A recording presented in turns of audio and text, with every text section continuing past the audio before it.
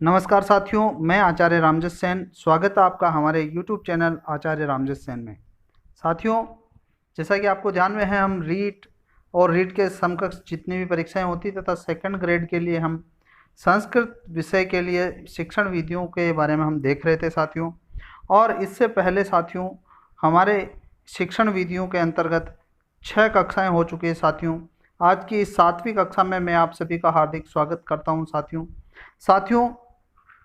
अब अभी अगर आपने हमारे पिछले वीडियो नहीं देखे हैं तो नीचे डिस्क्रिप्शन में मैंने हमारे जो प्ले लिस्ट है उस प्ले लिस्ट का लिंक दे रखा है साथियों, और उस लिंक पर क्लिक करके आप हमारे शिक्षण विधियों के सारे वीडियो देख सकते हैं, व्याकरण के भी सारे वीडियो देख सकते हैं साथियों। और साथियों, आगे बढ़ने से पहले मैं एक बार और बता दूं कि अभी तक आपने अगर हमारे चैनल को सब्सक्राइब नहीं किया है तो नीचे लाल बटन है, उस लाल बटन को दबा करके आप हमारे चैनल को सब्सक्राइब करें, तथा एक बेल आइकन जो घंटी का बटन है वो घंटी का बटन भी आपको दबाना है साथियों। अगर घंटी का बटन नहीं दबाओगे तो आपको हमारे वीडियो के नोटिफिकेशन कैसे मिलेंगे, इसीलिए घंटी का बटन दबाना नहीं भूले साथियों।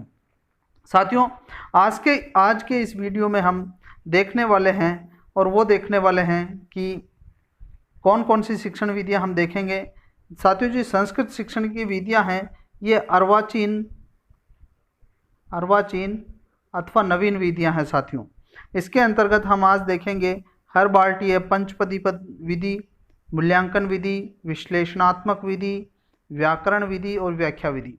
जैसा कि आपको ध्यान में है, हम प्राचीन विधियों के अंतर्गत व्याकरणात्मक विधि हम देख चुके हैं और व्याख्या विधि भी हम देख चुके हैं, लेकिन इनको नवीन विधियों के अंतर्गत भी रखा जाता है साथियों, क्योंकि आज तक इनका प्रयोग हो रहा है, इसीलिए इनको देखना जरूरी है साथियों।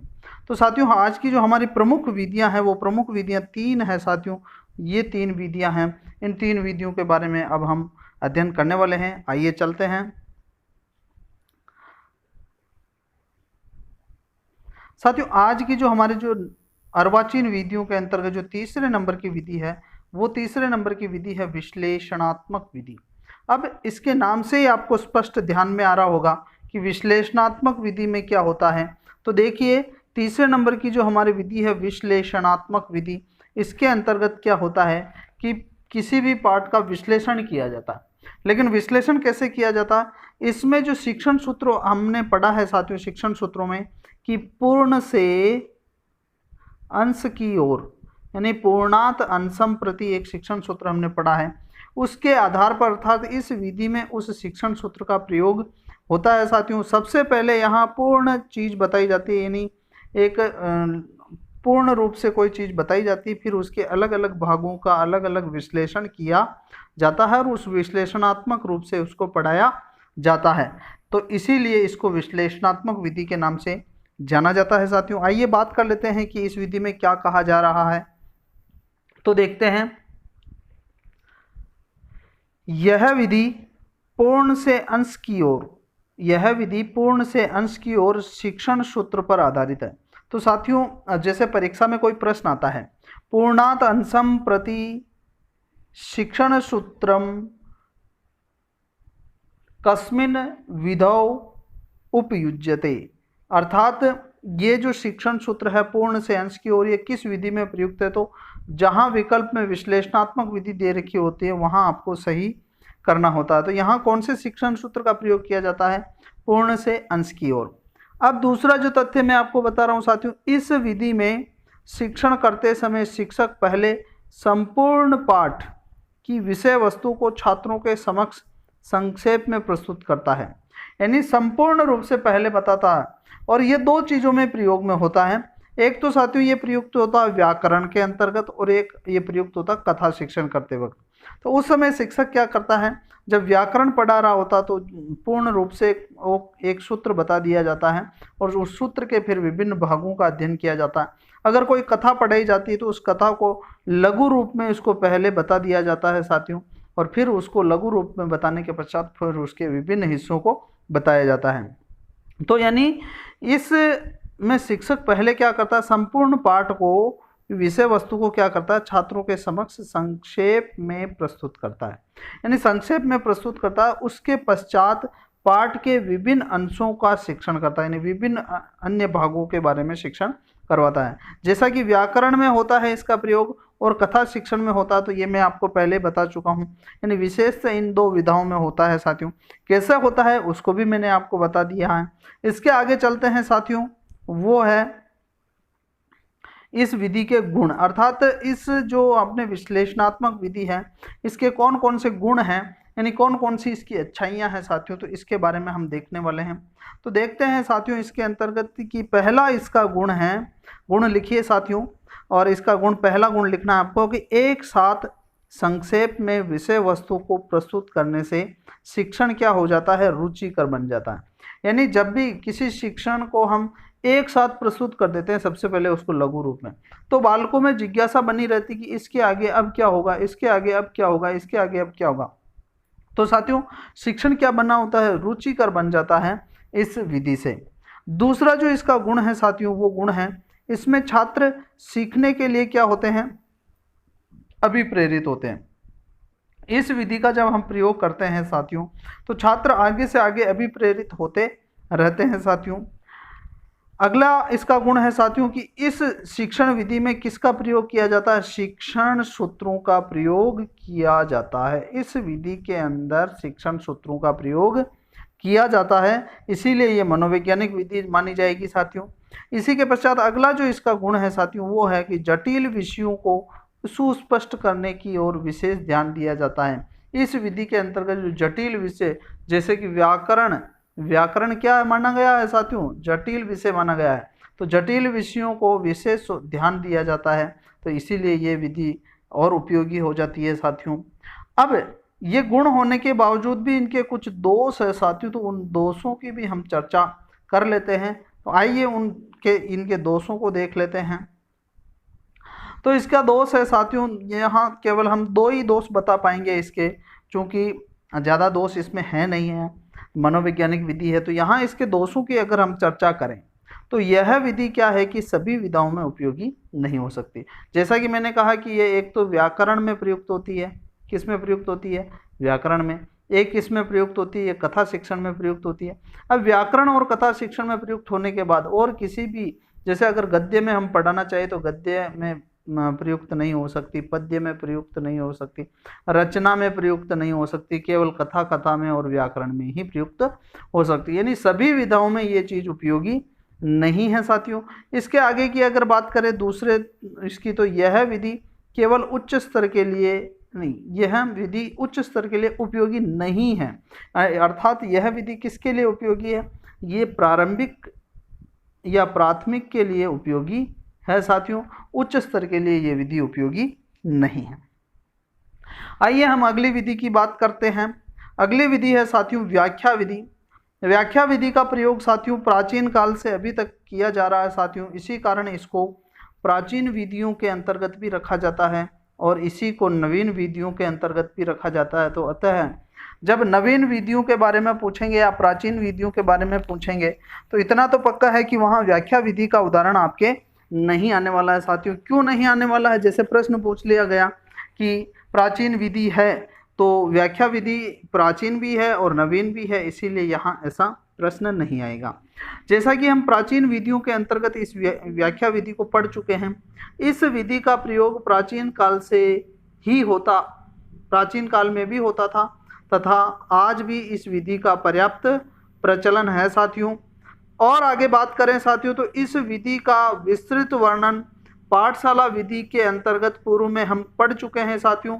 और अभी तक आपने हमारे अगर पिछला वीडियो ये नहीं देखा तो नीचे डिस्क्रिप्शन में जाइए और यहाँ प्ले लिस्ट है, उस प्ले लिस्ट यानी अपने संस्कृत शिक्षण विधियों की प्ले लिस्ट है, उस प्ले लिस्ट पर के लिंक पर क्लिक करो, वहाँ आपको क्रमशः सारे वीडियो आपको प्राप्त हो जाएंगे साथियों।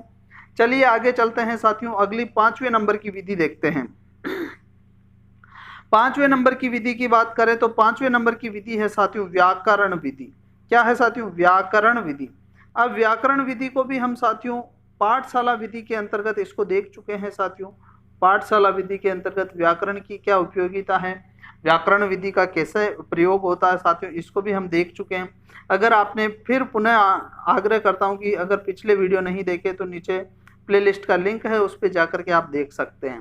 साथियों, इस विधि का भी प्रयोग प्राचीन काल से लेकर आज तक प्रचलित है और इस विधि को भी हम पाठशाला विधि की प्रविधियों में देख चुके हैं साथियों। आप वहां जाकर के आप इसको देख सकते हैं। अब बात करते हैं साथियों, प्रमुख विधि आ रही है हमारी हर्बर्टीय पंचपदी विधि। साथियों, ये सबसे आपके परीक्षा में प्रश्न आने लायक है इस विधि से। तो यहाँ आप ध्यान से आप लिखेंगे और ध्यान से देखेंगे, ध्यान से समझेंगे इस चीज को। ये है साथियों हर्बर्टीय या हर्बार्टीय पंचपदी विधि। हर्बार्टीय पंचपदी विधि, तो सबसे पहले तो साथियों मैं आपको यहाँ बता देता हूँ इसका प्रवर्तक कौन है। अब साथियों सबसे खतरनाक प्रश्न है ये, चूंकि आपको साथियों बहुत सारे इसके नाम से ही, जैसे हम भंडारकर विधि कहते हैं व्याकरण अनुवाद विधि को, क्योंकि रामकृष्ण भंडारकर ने वो विधि प्रवर्तक की थी। लेकिन यहाँ इसके प्रवर्तक कौन है साथियों, तो इसके प्रवर्तक हर्बर्ट नहीं है, इसके प्रवर्तक है हर्बर्ट के शिष्य, और हर्बर्ट के शिष्यों ने इस विधि को दिया था। तो इसके प्रवर्तक हर्बर्ट के शिष्य कहलाएंगे साथियों। जो कि हर्बर्ट के शिष्य थे, उन्होंने इसका प्रवर्तन किया है और इनके नाम से किया है। तो आइए देखते हैं, देखिए क्या बात कह रहा है इन तथ्यों के रूप में। पहला तथ्य है साथियों कि इस विधि का, देखो अब सब वो एक और बात बताना चाहता हूं कि यहाँ पंचपदी है। इस विधि को पंचपदी क्यों कहते हैं, क्योंकि इसके अंतर्गत 5 सोपान है साथियों इस विधि के, और 5 पद या सोपान होने के कारण से इस विधि को पंचपदी विधि कहते हैं। इस विधि का जो प्रवर्तन है साथियों, वो प्रवर्तन प्रसिद्ध शिक्षा शास्त्री और मनोवैज्ञानिक हर्बार्ट के सिद्धांतों के आधार पर उसके शिष्यों ने किया। किन्होंने किया साथियों, उसके शिष्यों ने किया है। और आगे देखें तो अन्य विषयों की भांति संस्कृत शिक्षण में भी इसका प्रयोग किया जाने लगा है साथियों। अब साथियों इस विधि में कितने पद है, जैसे मैंने आपको यहाँ बताया है कि 5 पद है। तो इस विधि में 5 पदों अर्थात सोपान या चरण द्वारा पाठ के शिक्षण का विधान किया गया है, इसलिए इसे कौन सी विधि कहते हैं, पंचपदी विधि कहते हैं। अब 5 पद कौन कौन से हैं, 5 सोपान कौन कौन से हैं साथियों। जैसे कि आप पाठ योजना बनाते हो तो अलग अलग सोपान लिखते हो साथियों, वही सोपान मूल रूप से ये है साथियों। तो बात कर लेते हैं पंचपदी पद्धति या पंचपदी विधि के सोपानों के बारे में। तो बात करते हैं साथियों, आइए। पहला जो सोपान है साथियों इसका, वो पहला सोपान है प्रस्तावना। क्या है साथियों, प्रस्तावना। यानी किसी भी शिक्षण करवाते समय, किसी भी पाठ का शिक्षण करवाते समय शिक्षक सबसे पहले क्या करेगा, उसकी प्रस्तावना करेगा। और जो प्रस्तावना होता है साथियों, आप सभी ने बीएसटीसी की है, आप सभी ने बीएड की है। जिन्होंने बीएसटीसी या बीएड की है वो अच्छी तरह से जानते हैं कि प्रस्तावना कैसे किया जाता है। और प्रस्तावना के अंतर्गत हम प्रश्नों के माध्यम से लगभग 5-6 प्रश्न पूछते हैं, और लास्ट में जब समस्यात्मक प्रश्न हो जाता है तो फिर वहां से हम विषय वस्तु की शुरुआत करते हैं साथियों।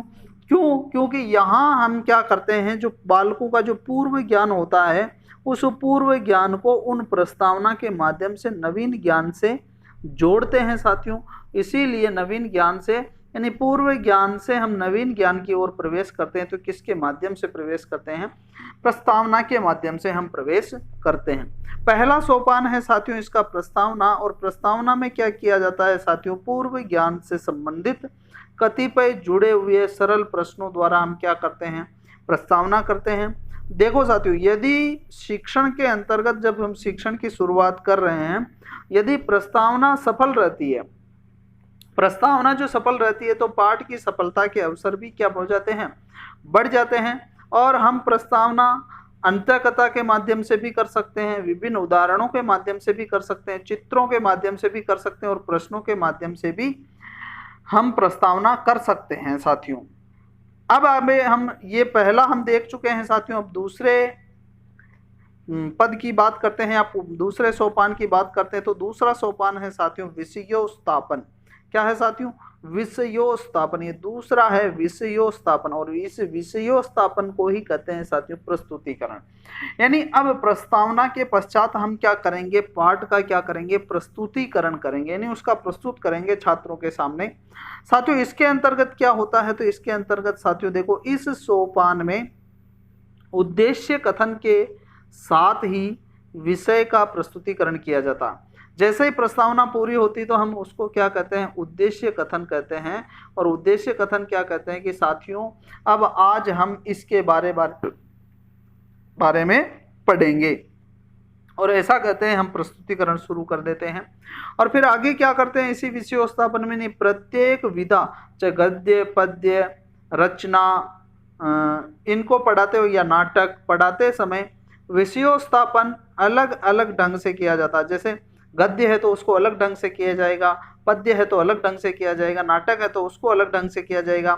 जैसे अगर माना कि हम गद्य का पाठ ले रहे हैं तो गद्य के अंतर्गत आदर्श वाचन करेगा शिक्षक, फिर बालकों से अनुकरण वाचन करवाया जाएगा, फिर शिक्षक काठिन्य निवारण करेगा और प्रश्नोत्तरों के द्वारा पाठ का आगे बढ़ाया जाएगा, और अंत में फिर क्या कहा जाएगा, सार कथन किया जाएगा। ये सब गद्य में अलग होते हैं, पद्य के जो अलग होते हैं और नाटक के अलग होते हैं साथियों। इस तरह से पाठ का क्या होता है, प्रस्तुतिकरण होता। तो ये दूसरा सोपान है साथियों इसका। अब हम तीसरे सोपान की तरफ बढ़े साथियों, तो तीसरा सोपान क्या कहता है, तीसरा सोपान है तुलना। यानी तुलना, यहाँ तुलना अब किससे की जाएगी साथियों, तो तुलना है तीसरा सोपान। तीसरे सोपान तुलना के अंतर्गत बालकों को जिन स्थलों पर कठिनाई आई है, यानी पढ़ाते समय जिन स्थानों पर कठिनाई आई है, उन शब्दों को एवं भावों को स्पष्ट करने के लिए विविध दृश्य श्रव्य सामग्री का प्रयोग किया जाता है। यानी विविध दृश्य श्रव्य सामग्री का प्रयोग करके फिर उसमें क्या करवाई जाती है, तुलना करवाते हुए विषय को स्पष्ट किया जाता है। यानी अब देखो 3 पद हमने अभी तक देखे हैं। 3 पदों के अंतर्गत पहला हमने क्या देखा साथियों, प्रस्तावना देखा है। यानी सबसे पहले तो प्रस्तावना, फिर दूसरा देखा है विषयोस्थापन देखा है साथियों। क्या देखा है, विषयोस्थापन। अब विषयोस्थापन के बाद हमने क्या देखा साथियों, तुलना को देखा है। अब इसके बाद देखेंगे साथियों सामान्यीकरण। क्या देखेंगे साथियों, सामान्यीकरण। ये चौथा सोपान है, और चौथा सोपान है सामान्यीकरण। सामान्यीकरण में क्या किया जाता है कि इस सोपान में जो भी शिक्षण अभी तक किया गया है उसका सामान्यीकरण किया जाएगा, उसका सार बताया जाएगा, उसका नियमीकरण किया जाएगा या सार बताया जाएगा, उसे कहते हैं सामान्यीकरण करना। साथियों कितने हो गए साथियों, यहाँ हमारे 4 हमने देखे हैं। पहला प्रस्तावना, एक आप याद भी कर लो साथियों, प्रस्तावना, ठीक है। दूसरा कौन सा हो गया साथियों, दूसरा हो गया है विषयोस्थापन। विषयोस्थापन ये हो गया विषयोस्थापन दूसरा। और तीसरा क्या हो गया है, तो तीसरा हो गया है तुलना। क्या हो गया साथियों, तुलना। और चौथा कौन सा हो गया है, चौथा हो गया सामान्यीकरण। सामान्यीकरण, ये 4 हो गए हैं साथियों। अब पांचवा जो है, पांचवा आ रहा है, ये देखो प्रयोग आएगा। इस प्रयोग को भी हम देख लेते हैं। तो देखो प्रयोग में क्या होता है यहाँ कि पांचवा जो चरण है, पांचवा पद है, वो है साथियों प्रयोग वाला। प्रयोग वाला क्या कह रहा है कि नव अर्जित ज्ञान का, यानी जो भी छात्र ज्ञान को अर्जित करेंगे उन ज्ञान का छात्रों द्वारा क्या लाया जाएगा, व्यवहार में लाया जाएगा, प्रयोग में लाया जाएगा। तो वो प्रयोग है साथियों यहाँ। तो अब देखो साथियों हर्बर्ट की जो पंच पद है, वो पंच पद आपको ध्यान में आ जाने चाहिए। तो एक बार मैं वापस लिख रहा हूँ, आप भी स्मरण करना। पहला क्या था, प्रस्तावना था, ये लो प्रस्तावना लिख दिया। दूसरा क्या था साथियों, विषयोस्थापन था, ये विषयोस्थापन लिख दिया।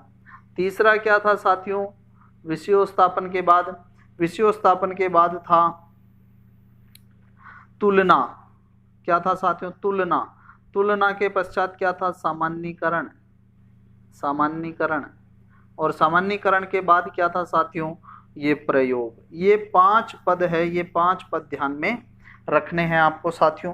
अब बात करते हैं इस विधि के कौन कौन से गुण हैं और कौन कौन से इसके दोष है साथियों। सबसे पहले गुणों की चर्चा कर लेते हैं। तो गुणों की चर्चा करें साथियों तो ये हर्बर्टीय पंचपदी विधि है, उसके गुणों की बात करें तो सबसे पहला है कि यह विधि मनोवैज्ञानिक सिद्धांतों पर चलती है। किन पे चलती है साथियों? मनोवैज्ञानिक सिद्धांतों पर चलती है और शिक्षण सूत्रों का इस विधि में अनुसरण किया जाता है, इसीलिए यह विधि मनोवैज्ञानिक विधि है। कौन सी है साथियों? मनोवैज्ञानिक विधि है। मनोवैज्ञानिक विधि है, रुचिकर विधि है, प्रभावीपूर्ण शिक्षण वाली विधि है। इसके बाद दूसरी बात करें तो साथियों शिक्षण इसमें क्या रहता है? क्रमबद्ध रहता है। इसमें शिक्षण जो है वो टूटता नहीं है, इसमें क्रमबद्धता बनी रहती है।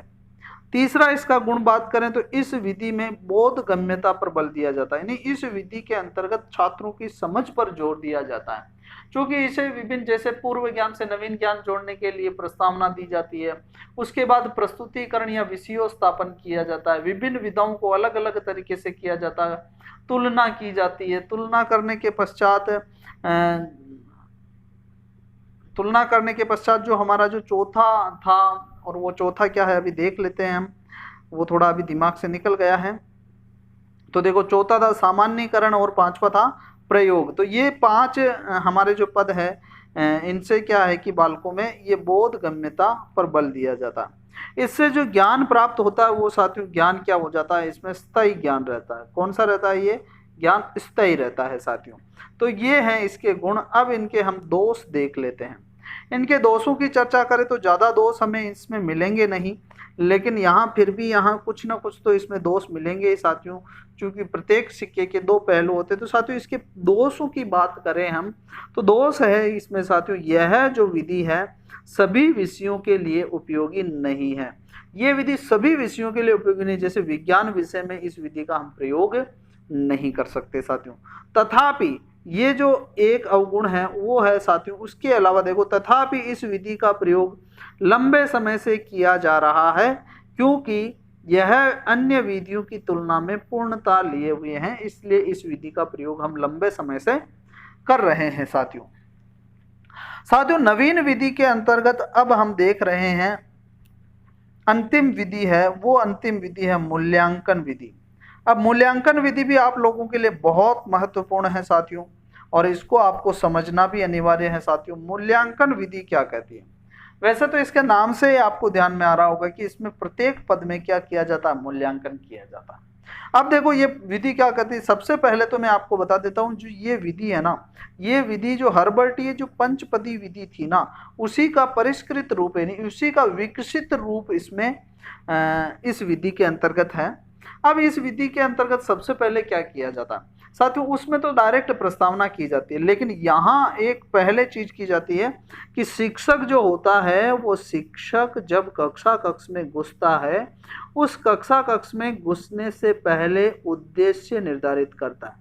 क्या निर्धारित करता है साथियों? उद्देश्य निर्धारित करता है, और उन उद्देश्यों की पूर्ति के लिए वो बार बार प्रत्येक प्रकरण के पश्चात क्या करता है? मूल्यांकन करता है। क्या करता है साथियों? मूल्यांकन। और वो जो मूल्यांकन होता है साथियों, वो मूल्यांकन शिक्षक का भी होता है और वही मूल्यांकन छात्र का भी होता है साथियों। ये आपको ध्यान में रखना है कि मूल्यांकन विधि में सर्वप्रथम क्या निर्धारित किए जाते हैं? उद्देश्य और अपेक्षित व्यवहारगत परिवर्तन, जो कि बीएड में हम सभी ने उद्देश्य निर्धारित किए हैं साथियों। और उद्देश्यों के अंतर्गत हमने एक अलग से वीडियो भी बना रखा है संस्कृत शिक्षण के उद्देश्य, तो नीचे दिए गए लिंक पर जाकर के आप क्लिक कर ले साथियों, प्ले लिस्ट के लिंक पे, तो वहाँ पहले दूसरे नंबर का ही तीसरे नंबर का वीडियो ही आपको संस्कृत शिक्षण के उद्देश्यों वाला मिल जाएगा साथियों। अब बात करते हैं हम इसके तथ्यों की, और तो तथ्यों की तरफ बढ़ते हैं साथियों। मूल्यांकन विधि, यह विधि हर्बर्टीय जो पंचपदी विधि है उसका परिष्कृत रूप है। इस विधि में प्रत्येक सोपान से संबंध उद्देश्य की प्राप्ति, जैसा कि मैंने आपको बता दिया पहले, उद्देश्य निर्धारित किए जाते हैं। उद्देश्य की प्राप्ति हेतु कक्षा में किए जाने वाले कार्यक्रम का संयोजन करके साथ साथ क्या किया जाता है? मूल्यांकन किया जाता है साथियों। प्रत्येक विधा के पश्चात या प्रत्येक उसके कार्य के कलापों के पश्चात फिर बालकों का क्या किया जाता है? मूल्यांकन किया जाता है। अब इसमें होता क्या है कि इसमें शिक्षक और शिक्षार्थी दोनों ही दृष्टि से पाठ की सफलता की परीक्षा होती है। यानी शिक्षक के पाठ की भी सफलता की परीक्षा होती है और छात्रों की भी होती है। यानी छात्र सीख नहीं पाए हैं तो इसका मतलब सीधा सीधा दोष किसमें है? शिक्षक की शिक्षण विधि में दोष है। तो साथियों अब इसके सोपानों की चर्चा कर लेते हैं कि इस मूल्यांकन विधि में कौन कौन से सोपान हैं। तो सबसे पहले तो बता दूं इसके 6 सोपान हैं साथियों, और उन 6 सोपानों की हम चर्चा करेंगे अब आगे। तो पहले सोपान की बात करें तो पहला सोपान है साथियों उद्देश्य निर्धारित करना। पहला सोपान क्या है साथियों? पहला सोपान है इसका उद्देश्य निर्धारित करना। यानी जब शिक्षक शिक्षण आरंभ करता है, उस शिक्षण को आरंभ करने से पूर्व में क्या निर्धारित करता है साथियों? उद्देश्य निर्धारित करता है। और उद्देश्य निर्धारण किसके द्वारा किया जाता है? शिक्षक के द्वारा किया जाता है। दूसरा जो है साथियों व्यवहार रूप। अब ये दूसरा जो सोपान उन्होंने दिया है मूल्यांकन विधि के अंतर्गत वो है व्यवहार रूप। यानी निर्धारित उद्देश्यों के आधार पर, यानी शिक्षक पहले से क्या निर्धारित कर लेता? उद्देश्य, और उद्देश्यों के आधार पर छात्र के पूर्व ज्ञान किस सीमा तक परिवर्तन आया है, यानी छात्र का जो पूर्व ज्ञान है उस पूर्व ज्ञान में किस सीमा तक परिवर्तन आया है और नवीन ज्ञान कितना प्राप्त हुआ है, इसे इस सोपान में लिखा जाता है। तो दूसरे में व्यवहार रूप में क्या लिखा जाता है ये मैंने आपको बता दिया है साथियों। 2 सोपान हो गए, उद्देश्य हो गए, और उद्देश्य के पश्चात क्या हो गया? व्यवहार रूप हो गया है साथियों। तीसरा जो हमारा तीसरा जो है साथियों वो है सोपान है वो है पाठ्य बिंदु। पाठ्य बिंदु के अंतर्गत क्या होता है? सबसे पहला तो हमारा क्या उद्देश्य हो गया, उद्देश्य के पश्चात क्या हो गया साथियों? व्यवहार रूप हो गया, व्यवहार रूप के बाद क्या हो गया? पाठ्य बिंदु हो गया। यानी पाठ को किन किन बिंदुओं के आधार पर पढ़ाया जाना है या पढ़ाया जाना चाहिए उनका निर्धारण किया जाता है। कहाँ किया जाता है? इस तीसरे सोपान के अंतर्गत। और इसमें वाचन के द्वारा, आदर्श वाचन, अनुकरण वाचन, प्रश्नोत्तर के द्वारा और काठिन्य निवारण और पुनरावृत्ति आदि जो कार्य होते हैं ये आदि कार्य इस पाठ्य बिंदु के अंतर्गत होते हैं साथियों। अब अगला जो हमारा चौथा है वो चौथा है शिक्षक कार्य। यानी शिक्षक पाठ्य वस्तु को भली भांति स्पष्ट करने के लिए, जो पाठ्य वस्तु जो शिक्षक पढ़ाएगा उसको भली भांति स्पष्ट करने के लिए शिक्षक किन किन क्रियाओं का प्रयोग करेगा अथवा किन किन शिक्षण विधियों का प्रयोग करेगा अथवा किन किन दृश्य सामग्री का प्रयोग करेगा वह इस बिंदु में सम्मिलित किया जाएगा। तो साथियों पहला हमने उद्देश्य निर्धारित किया था, ये उद्देश्य हो गए। उद्देश्यों के पश्चात क्या है? व्यवहार रूप, ये व्यवहार रूप हो गया दूसरा सोपान। तीसरा सोपान है साथियों पाठ्य बिंदु, ये पाठ्य बिंदु हो गया। चौथा है शिक्षक कार्य, ये चौथा शिक्षक कार्य हो गया। अब अगली बात करते हैं साथियों। तो अगली बात करें तो अगला है हमारा 5वां है वो है छात्र कार्य।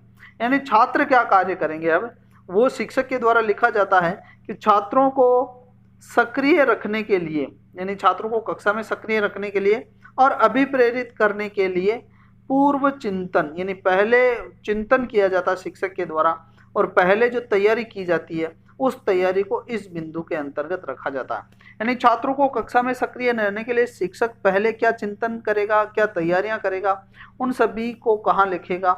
इस छात्र कार्य वाले बिंदु में लिखेगा। उसके पश्चात साथियों अंतिम जो सोपान है वो है मूल्यांकन। जैसा कि इसी के आधार पर ये प्रमुख कड़ी है साथियों। तो साथियों यह जो है सोपान, यह उद्देश्य निष्ठ शिक्षण का महत्वपूर्ण सोपान है। जहां उद्देश्य निर्धारित किए जाते हैं उसका महत्वपूर्ण सोपान है ये साथियों। क्योंकि अगर मूल्यांकन नहीं है तो हमें पता नहीं चल पाएगा कि हमें कितने उद्देश्य हमें प्राप्त हुए हैं और कितने उद्देश्यों तक पहुंचना बाकी है साथियों। उसके बाद इसके अंतर्गत मूल्यांकन में इसमें प्रत्येक सोपान की सफलता की जांच हेतु मूल्यांकन प्रश्न बनाए जाते हैं तथा प्रत्येक पाठ के अंत में भी मूल्यांकन प्रश्नों को स्थान दिया जाता है। यानी प्रत्येक सोपान के पश्चात मूल्यांकन किया जाता है तथा पाठ के अंत में भी मूल्यांकन प्रश्न बनाए जाते हैं ताकि यहाँ शिक्षक और छात्र दोनों का क्या हो सके साथियों? मूल्यांकन हो सके। ये तो हो गए साथियों इसके 6 बिंदु। और अब देखते हैं, देखो 6 बिंदु मैं आपको बता देता हूँ। पहला बिंदु कौन सा था? पहला बिंदु था उद्देश्य, दूसरा था व्यवहार रूप।